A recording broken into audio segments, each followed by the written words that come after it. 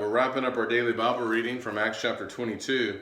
Something that stands out to me as Paul was speaking here, after he talked about his conversion story on the road to Damascus, he had the audience at that time.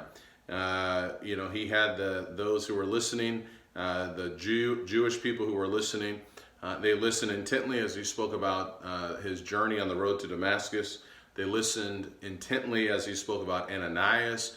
They listened intently as he spoke about baptism in verse 16. In verse 17, it says, Paul said, it happened when I returned to Jerusalem and was praying in the temple that I fell into a trance. And I saw him saying to me, make haste and get out of Jerusalem quickly, because they will not accept your testimony about me. They were listening there. And I said, Lord, they themselves understand that in one synagogue after another, I used to imprison and beat those who believed in you. And when the blood of your witness Stephen, going back to Acts chapter 7, was being shed, I also was standing by approving and watching out for the coats of those who were slaying him. And he said to me, go, for I will send you far away to the Gentiles. It's at this moment that Jewish audience stopped listening to Paul. They listened to him up to this statement, and then they raised their voices and said, away with such a fellow from the earth, for he should not be allowed to live. And as they were crying out and throwing out their cloaks and tossing dust into the air, the commander ordered him to be brought into the barracks, stating that he should be examined by scourging so that he might find out the reason why they were shouting against him that way.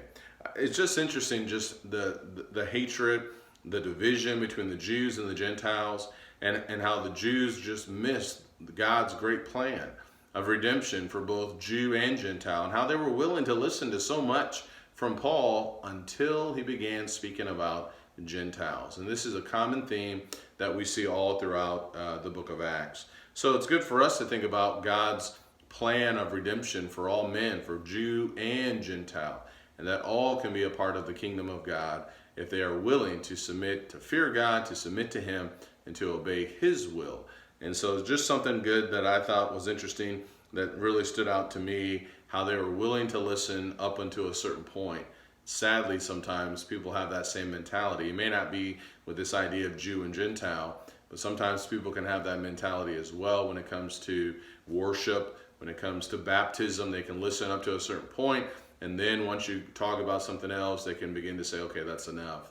So our responsibility, we continue to teach, we continue to pray. Hope this helps. Talk to you later. Take care, and God bless.